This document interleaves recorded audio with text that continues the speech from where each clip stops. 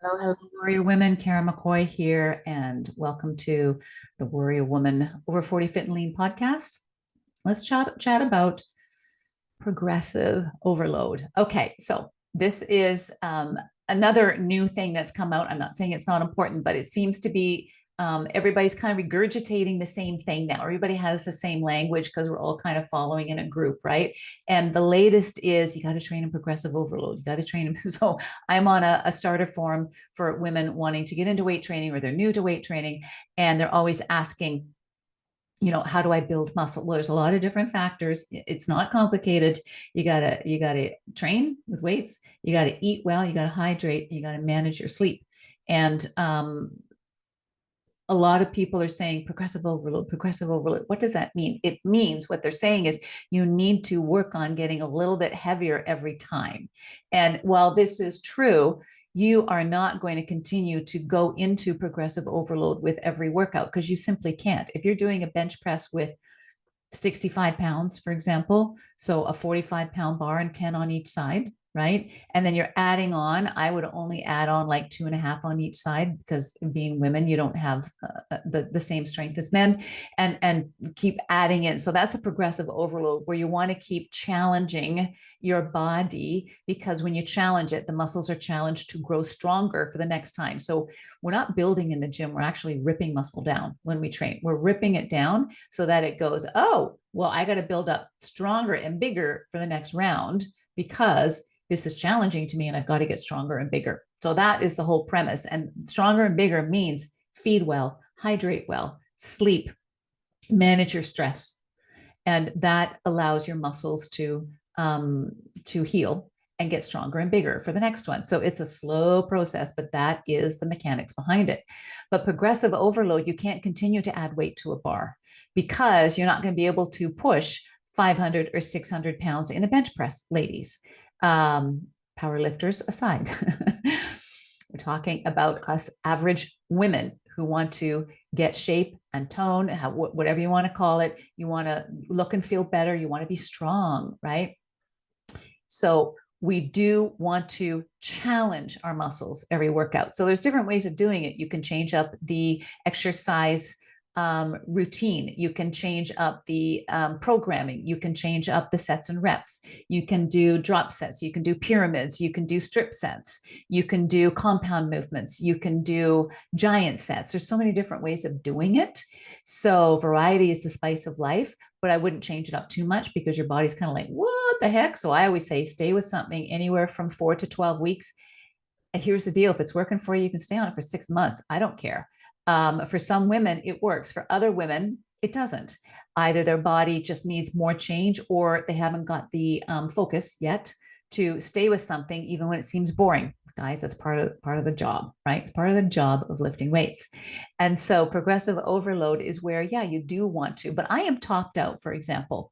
I am topped out at doing a shoulder press, let's say a dumbbell shoulder press at 25 pounds. I'm not going to be able to do more. I can't do more. Sometimes I don't consistently stay at 25 pounds. I will drop it down because if you stay heavy all the time, you're going to break things down. Now, for the younger women listening, they're like, no, that's not true. But when you get older, you're going to find out that you can't continue. So, us older people, whatever that means, or actually people who have been lifting for a long time, let's say that way, we go into, and I will lift heavy, moderately heavy now. I don't lift heavy. I do moderately heavy from 8 to 12 reps is my rep scheme. And then I will stay with it until I start feeling like, I'm getting sore, I'm not recovering, or something's tweaked, and I'm going to back it down again. That is the wisdom of the aging athlete that knows when to back things down. The challenge with the new athlete, I say new, anybody between 1 and 8 years of lifting, they're like, well, I'm going to lose my gains. I've got to keep lifting heavy. You can't. You can when you're younger. Your body's more forgiving, but you can't if you're making this a long term. And we want this to be a lifestyle.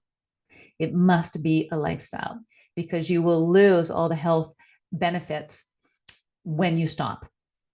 So the progressive overload is, sure, you go in and you're working on increasing your squat or increasing your leg press or your bench press or your barbell curl. and you're writing everything down. So, you know, right? Have a journal, write everything down. And you can look at it and go, oh, yeah, okay. But then all of a sudden you have a break, or you're on holidays, or you get sick, or you just need to back away because you're starting to feel aches and pains that aren't recovering. Then you can back away, or you can do what we call periodization, but not a lot of us longtime coaches really like periodization anymore because it's too structured. It says 12 weeks this, and then 12 weeks that, and 12 weeks this. But in the professional athletic arena in sports, they often still do that, and that's fine. But us lifestyle athletes, it tends to be restrictive and not necessarily in support of moving into the gym in a fresh way all the time. It's up to you. I mean, if it soothes your sense of control and you want to do 12 weeks, 12 weeks, so 12 weeks with different programming, then do it. And if it's working for you, great. I personally don't do it. I do seasonal training with my people. So we do spring, summer, fall, winter, which is usually, 8 to 12 weeks, but it's not set in sets and reps and specific workouts necessarily, because it has to support the person in her goals and experience and history. And food changes with seasons as well. I'm a big believer in that, but it's not periodized. So progressive overload means you need to lean into it so that it's tough.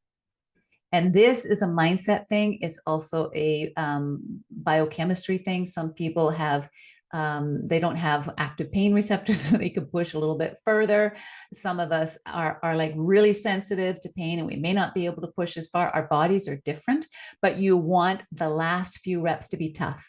If you can still do a few more reps, then up it. But there are times when I still can do a few more reps and I don't up it, guys, because I know this is a very intimate dance I have with my body at 64 years old, going on 65. And so I know how to work it, and I'm wise enough to back away when I need to. And then I can look and go, you know what? I'm feeling good this week. I'm going to give it a little bit more oomph. That is the intuitive part of training the body. And that is a skill set that you just learn over time. So what I say is 8 to 12 reps, at least 6 sets per body part, sometimes 9. I do 9 for arms. I like working my arms. Legs I have to be careful with, but legs are a tough one for me to build. So I am at least 12 to 15 sets per legs. And it has to be moderately heavy. If it's not moderately heavy, I'm not working on building muscle at this age. I've been at it for 40 years. I'm here to maintain and manage my joints and not get overtrained, because it's easy to overtrain at this age. And so I am moderately heavy now, but I have to keep the sets on, which is 15 to 20 sets for legs, I found. If I don't, I lose muscle fast.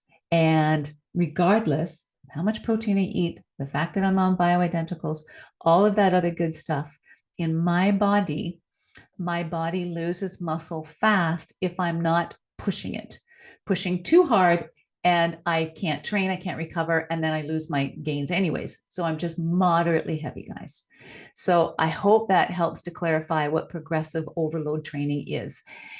I would rather people go back to what we said a few years ago and say, just make sure the last few reps are tough. And then you'll know that you're challenging your body. Your body needs to be challenged. If it's not being challenged, it's not going to build strength or sustain strength and shape and tone and all that lovely stuff that you want. I hope that makes sense. Okay, guys, go train today. And as I say, love your body into health. Okay, take care.